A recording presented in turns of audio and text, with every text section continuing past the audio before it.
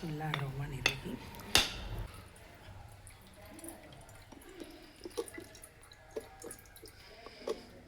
கொஞ்சம் இளமை மாறாம்.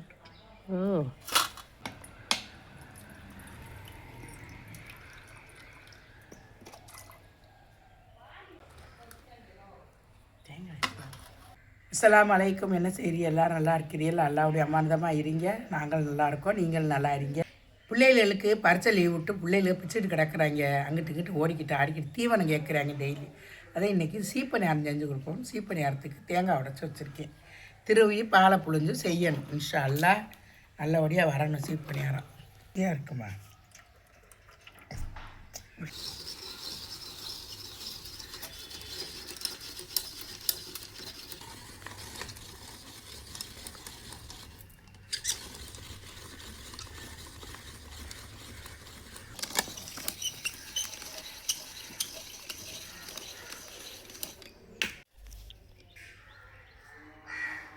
கருப்பு தேங்காய்னால அப்படியே இதாக இருக்குது, கண்ணங்கரேன்னு.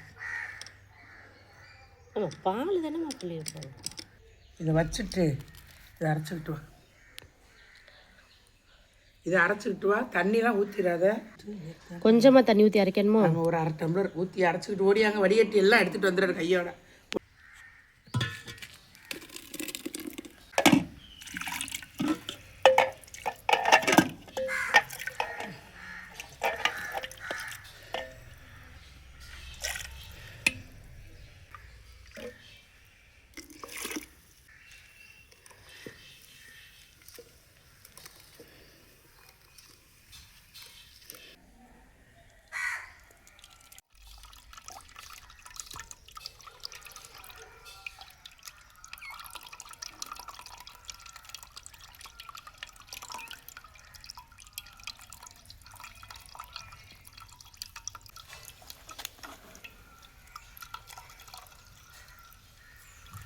பச்சரிசி வறுத்த மாவு, ஓட்டில் வறுத்தது, அரைப்படி மாவு.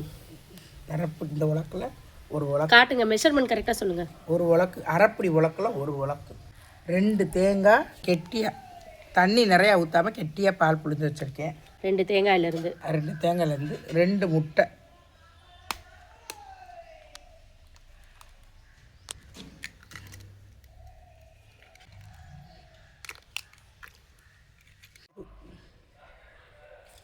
அவ்வளோது. பிள்ளைகள் இனிப்பில்லாத இது சீப்படியாக திங்க மாட்டாங்க. அதனால் ஒரு 3 ஸ்பூன் சீனி போடுறேன். 2 3 சும்மா சின்ன சம்சாவில் 3 ஸ்பூன் அவ்வளோ போட்டு இப்போ இதை எல்லாத்தையும் இது பண்ணிக்கிறேன். பிணைஞ்சிக்கிட்டு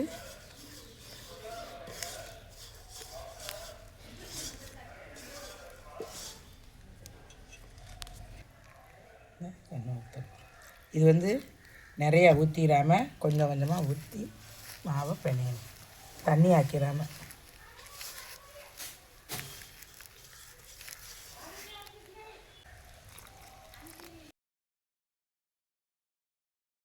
மாவு ரொம்ப இதாக பத்திரமா பிணையணும். இல்லாட்டி சீப்படி அரைச்சி நல்லா வராது, உருட்டை வராது. அதனால் பக்குவமாக பிணைஞ்சு தண்ணியை கொஞ்சம் கொஞ்சமாக தொளிச்சு தேங்காய் பாலை கெட்டி பாலை பத்தலைன்னா அந்த பாலை 2வது புழிஞ்சு கெட்டியாக கொஞ்சம் வச்சுக்கிட்டு தொட்டு பிணைஞ்சு இப்படி ஒன்றா சேர்த்து வச்சுட்டீங்கன்னா கொஞ்சம் நேரம் ஊறும். கரெக்டாக பிணைஞ்சாச்சு மாவு பக்குவமாக. பாருங்க, 2 தேங்காய் உடைச்சி தண்ணி 1 டம்ளர் 3/4 டம்ளர் தண்ணி ஊற்றி புழிஞ்சேன். இந்த அரைப்படி மாவுக்கு இவ்வளோ பால் மிச்சமாக இருக்குது. அப்போ கொஞ்சம் கொஞ்சமாக ஊற்றி பிணையணும். இது ஒரு அரை மணி நேரம் இருக்கட்டும். சோம்பு வறுத்து இதுக்கு போடுவாங்க வாசத்துக்கு. ஒவ்வொருத்தர் வேறு தேவைப்பட சீரகம் இதுக்கெல்லாம் ஒவ்வொருத்தர் ஒன்று பிடிக்குதுன்னு வாசனைக்கு முறுக்கு மாதிரி எள்ளு போடுற மாதிரி போடுவாங்க. நாங்கள் எங்கள் வீட்டு பிள்ளைகளுக்கு ஒன்றுமே பிடிக்காது. அதனால் வெறும் தேங்காய் பால், சீனி, முட்டை 3 மட்டும்தான் போட்டு உப்பு போட்டு பிணைஞ்சு வச்சுருக்கு. பிணைஞ்சாச்சு. இது ஒரு அரை மணி நேரம் இருக்கட்டும்.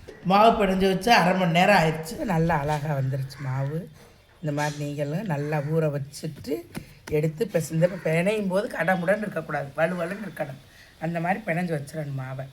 கட்டி முட்டி இல்லாமல் அந்த முட்டை இதெல்லாம் இல்லாத அளவுக்கு நல்லா பிணைஞ்சு வச்சாச்சு. இப்போ நம்ம செய்ய போகிறோம். இலையை எடுத்து வச்சுக்கிறணும்.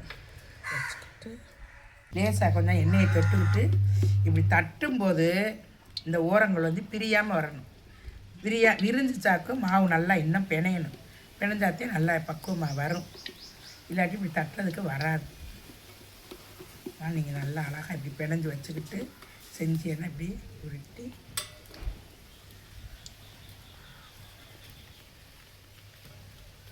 செஞ்சு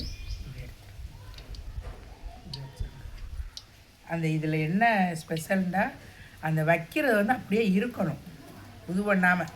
அதுதான் நல்ல கரெக்டான பக்குவம். அந்த காலத்தில் நாங்கள் பெருநாளைக்கு வந்து எங்கள் அண்ணன் வீட்டில் தான் செய்வாங்க பலகாரம்லாம். எல்லோரும் சேர்ந்து செய்வோம். செய்கிறப்ப வந்து மாவு மட்டும் நான் பிணைஞ்சு கொடுப்பேன். மற்றது இதெல்லாம் உருட்டிலாம் எனக்கு எடுக்க தெரியாது, செய்ய தெரியாது. இந்த மாதிரிலாம் எங்கள் தங்கச்சி, எங்கள் மச்சி எல்லோரும் சேர்ந்து, எங்கள் அண்ணன் முன்னாடி எல்லோரும் சேர்ந்து செய்வோம். அந்த காலத்தில் செஞ்சோம். இப்போ தான் நான் வந்து தனியாக நானாக செய்கிறேன். இந்த இதுக்காக, இந்த பிள்ளைகளுக்காக இப்போ செய்வோம். எனக்கு தனியாக இந்த மாதிரி செஞ்சதே இல்லை. இதே ஃபஸ்ட் டைம் செய்கிறேன். ஆனால் மாவு மட்டும் எங்கள் அந்த நாளில் எங்கள் அம்மா பிணைவாக மாவு, அது பார்த்துருக்கேன். அதை வச்சு மாவு மட்டும் பிணைஞ்சு கொடுத்துருவேன். இந்த காலத்தில் என்ன, ஒரு 6-7 வருஷத்துக்கு முன்னாடி இப்போலாம் அதெல்லாம் பலகாரம்லாம் யார் செய்கிறா? எல்லாமே கடையில் வாங்கி கொடுத்துட்றாங்க. அப்படியே ஸ்வீட் பாக்ஸ் வாங்கி பெருநாளைக்கெல்லாம் கொடுத்துட்றாங்க. அப்போ அதிரசம், முறுக்கு, சீப்பணியாரம், கேக்கு இதெல்லாம் நாங்கள் செய்வோம். வீட்டில் செஞ்சதே எல்லாருக்கும் கவரில் போட்டு கொண்டு போய் கொடுக்குறது. மத்தியானத்துக்கு பிரியாணி ஆக்கி கொடுக்குறது. இப்போலாம் அது கிடையாது. கடையில் ஆர்டர் பண்ணுறாங்க, வருது, தூக்கி கொடுத்துட்டு வேலையெல்லாம் குறைச்சிடுறாங்க. இப்போ நம்ம இந்த வேலை செய்கிறது வந்து பிள்ளைகளுக்கெல்லாம் பெரிய வேலையாக தெரியுது. 10க்கு மேலே செஞ்சாச்சு. செஞ்சு எண்ணெய் செடியில் போட்டுக்கிட்டு நம்ம செய்கிறதுக்கு வேகிறதுக்கும் கரெக்டாக இருக்கும். அந்த மாதிரி தான் செஞ்சுக்கிறோம். அம்புடைய மொத்தமாக செஞ்சு வச்சுக்கிட்டு செய்கிறோங்கிறது அது ரொம்ப நேரம் ஆகும். இது வேகிறதுக்குமே லேட் ஆகும். கொஞ்சம் செஞ்சு வச்சுக்கிட்டு ஒரு 10-15 செஞ்சு வச்சுக்கிட்டு எண்ணெயில் போட ஆரம்பிச்சிருங்க. போட்டால் தான் கரெக்டாக வரும். எண்ணெய் காய்ச்சிட்டாங்கிறது கொஞ்சம் நேரம் போட்டு பாருங்கள். படப்படன்னு மேலே வந்துருச்சாக்கும். எப்பயுமே பலகாரம், எண்ணெய் பலகாரம் செய்யும்போது இப்படி இரும்பு சட்டியில் செஞ்சால் உங்களுக்கு சேஃப்டியாக இருக்குது. சட்டி சாயாது, கொள்ளாது, நல்லா நின்று வேகிறதுக்கு பிடிக்காது, எதுவுமே செய்யாது, அடியில் போய் அப்பாது. அதனால் நீங்கள் வந்து இந்த மாதிரி சட்டியில் செய்கிறது ரொம்ப நல்லது. இப்போ எண்ணெய் காய்ஞ்சி தான் வெந்துருச்சு பாருங்கள். பிஸ்மில்லாஹிர் ரஹ்மானிர் ரஹீம்.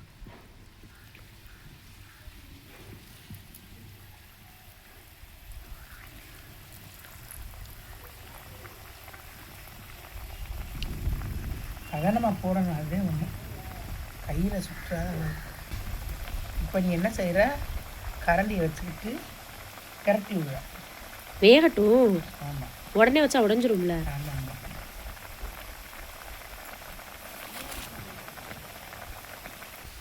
இது பாதி வெந்துருச்சு. அப்படியே லைட்டாக பரட்டி விட்டுரும்.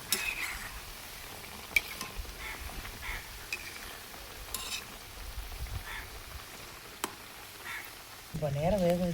இது என்னம்மா இவ்வளோ நேரம் ஆகி வெள்ளையாகவே இருக்கு? அப்படி தான் இருக்கும். நல்லா வேகணும். இது வேகிறதுக்கே கொஞ்ச நேரம் ஆகும். செய்கிறது வேற இல்லை. நல்லா சிவப்பு கலராக வேகணும்.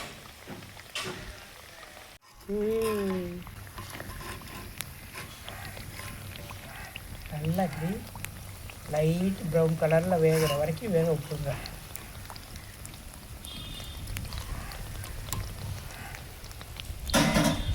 இதே பக்குவம். இந்த பக்குவத்தில் எடுத்துக்கிட்டா நல்லாயிருக்கும். வேகாமல் இருக்காது, ரொம்பவே முருகவும் உள்ள கரெக்டான பக்குவம். இது இந்த கலர் இந்த மாதிரி வரணும்.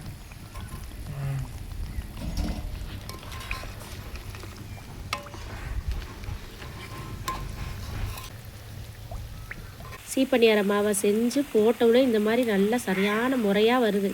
பபிள்ஸ். ஆமாம், இந்த பபிள்ஸ் எல்லாம் அடங்கி ஃபுல்லாக ட்ரை ஆகிறது தான் கணக்கு. அந்த மாதிரி ட்ரை ஆனவுடனே எடுத்தோம்னா உள்ளக்க மாவா இல்லாமல் நல்லா கிறிஸ்பியாக இருக்கும். கன்சிஸ்டன்சி ஏதோ ஒரு கன்சி.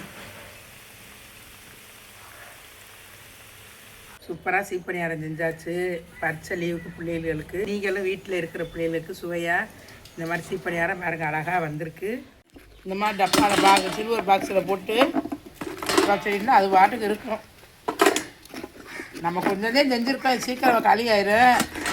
இருந்தாலும் நிறையா சிட்டியண்டா இந்த மாதிரி பாக்ஸில் போட்டு கண்டெய்னரில் அடைச்சி வச்சுட்டியண்டா அது பாட்டுக்கு கிட்டுலாம் போகாது. நல்லா ஒரு 15-20 நாளைக்கு வரைக்கும் கூட வச்சு சாப்பிட்லாம். ஒரு மாதம் வரைக்கும் கூட சாப்பிட்லாம்.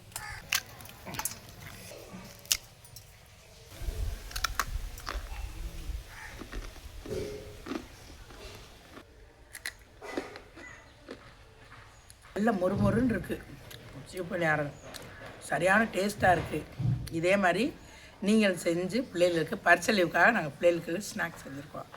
இதே மாதிரி ஒவ்வொரு நாளைக்கு ஒவ்வொரு ஸ்நாக்ஸ் செஞ்சு நீங்களும் கொடுங்க.